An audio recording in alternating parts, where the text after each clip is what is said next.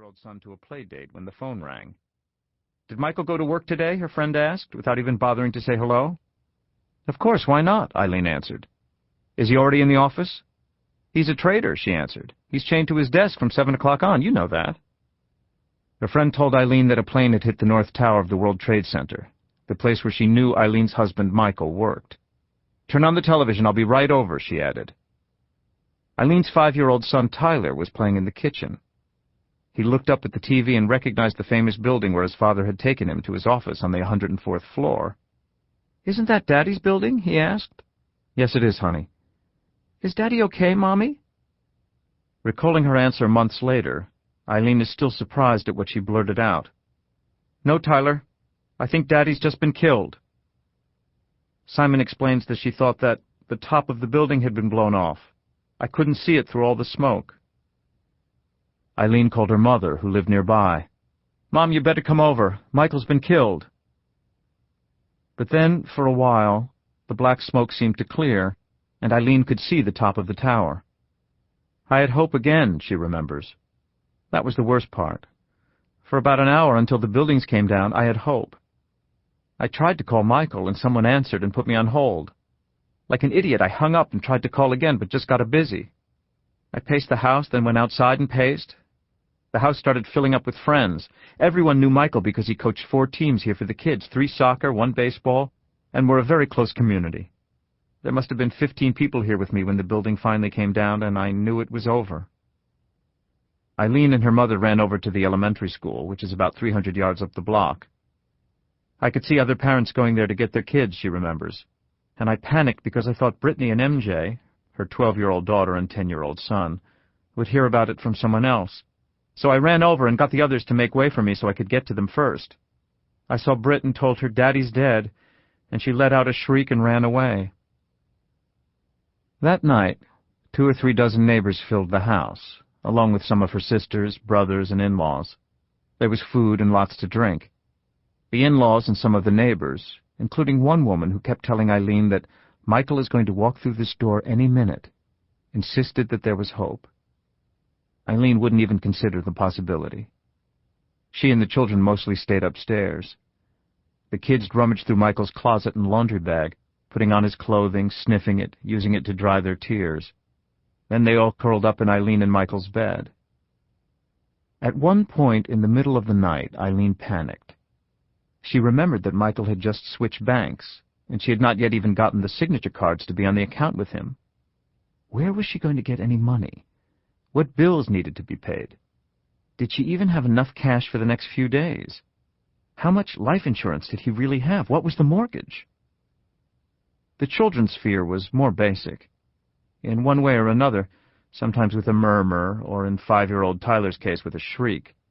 Through the night they asked their mother if the bad guys were going to come and get them, too. The man who would soon become responsible for the Simon children's safety watched the initial moments of the Trade Center disaster on a TV set in a hospital room in Erie, Pennsylvania, where his mother was recovering from vascular surgery. Governor Tom Ridge quickly went back to the house he still keeps in Erie, the town far off in the northwest corner of Pennsylvania that he had represented as a congressman before winning a long-shot race for governor in 1994. He made a few calls to mobilize the disaster task force he had organized years before to supervise emergency drills, and ordered that a long-standing state emergency plan, involving everything from closing liquor stores to tightening security at the state's 5 nuclear power plants, be put into effect. After negotiating with the federal authorities, who had downed all non-military air traffic, Ridge was allowed to get a state helicopter to take him back to the capital in Harrisburg. By the time he got there, a member of a security detail relayed word that there was a 4th plane down in Shanksville, Pennsylvania. After more negotiations with the feds, another chopper took him to the crash site. Sergio Magistri was jarred out of bed in Silicon Valley at 6 a.m. by his girlfriend, who was on the phone from Toronto, where she was attending an airline industry conference that included the executives who run most of America's airports. "Turn on your TV," she said, then hung up. For the first 3 hours, Magistri recalls, he was completely spaced out in front of the TV. Then Magistri started to come to grips with the reality of what had happened, and how it affected the company he ran. I looked up across the San Francisco Bay and realized that there were no planes flying into the airport. Then I saw a jumbo jet from one of the Asian airlines coming in, and saw that it was being escorted by F-16s. Magistri, who was 48 and still spoke with a thick, strange accent that reminded anyone who heard him that he was born in Switzerland and raised among people who spoke German and Italian, was the president and CEO of a small Silicon Valley company called InVision Technologies. InVision made giant machines that screened passengers' checked baggage at airports. The purpose was to see if the bags were carrying bombs. InVision was the clear leader among only 2 companies certified by the federal government to make these machines. Magistri had come to InVision in 1990. Some friends from a company that made CAT scan machines for hospitals and doctors had started InVision 2 years before, right after Pan Am 103 had exploded over Lockerbie, Scotland, when a bomb was planted in the checked luggage. But Lockerbie had not produced the business Magistri and his cohorts had hoped for. By the end of 1996, Magistri, who traveled with one of his machines, it was the size of a minivan, on sales calls around the world, had sold only 20 units, mostly to airports in Europe and in the United Kingdom, where by September 11th every piece of checked baggage was screened. He had sold none in the United States. The American airline industry, concerned about passenger inconvenience and maintenance costs, had continually persuaded the FAA to forego the installation of Magistri's machines. When TWA Flight 800 exploded over the Long Island coast in the summer of 1996, it looked like Magistri shareholders had been in the right place at the right time. The stock nearly doubled. He began producing and selling 10 to 15 InVision units a month. Legislation was passed mandating 100% screening by 2013. Then the deadline was moved up to 2010. However, as the memory of TWA Flight 800 faded, America and its government seemed to lose interest. Magistri's sales stalled out, so much so that by September 10, 2001, he had sold only 140 in the United States and about 110 abroad, in the 7 years that the product had been given FAA certification and put on the market. In short, Magistri was generally in the soup along with the rest of his Silicon Valley neighbors. His factory was nearly idle, making only 1 machine every week or 2.